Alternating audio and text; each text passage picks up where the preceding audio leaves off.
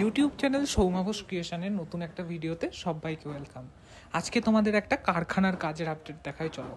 এই ক্লিপটা দুপুরে নেওয়া ছিল এবং দুপুরে তখন অভয়াকা শিবের চুল জমিয়ে নিচ্ছিল। আর এই অন্নপূর্ণাটা হচ্ছে ইন্দ্রপ্রস্থের অর্কদের বাড়ির। অন্নপূর্ণার কাজ দিনের বেলা অবধি এতদূর হয়েছিল, চালি গাচান মাটির কাজ সমস্তই মোটামুটি কমপ্লিট এবং সবই শুকনোর দিকে, বাকি ছিল শুধু সাপ এবং জটা।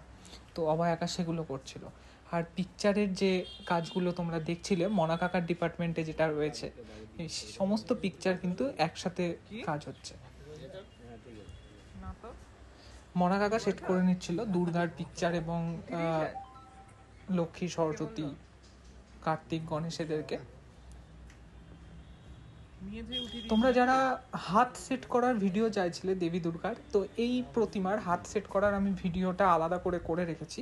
এই ভিডিওটা আমি তোমাদের কাল বা পরশুর মধ্যে দিচ্ছি।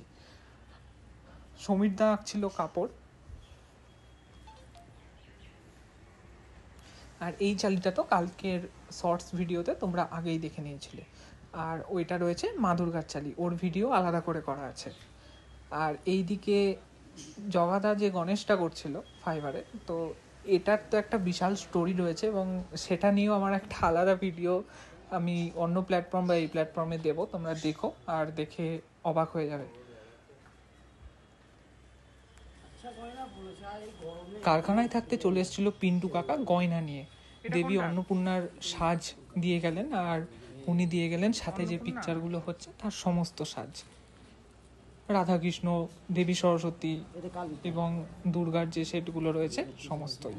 তো এবার এগুলো পরিয়ে পিকচারগুলোকেও সাজিয়ে নেওয়ার পালা, সেগুলোর ভিডিও কিন্তু আমি আস্তে আস্তে দেব। দিন পেরিয়ে বিকেল এবং বিকেল পেরিয়ে সন্ধ্যা, আর এই ক্লিপটা এই একটু আগে নেওয়া, আর তোমরা হয়তো এখন দেখছো।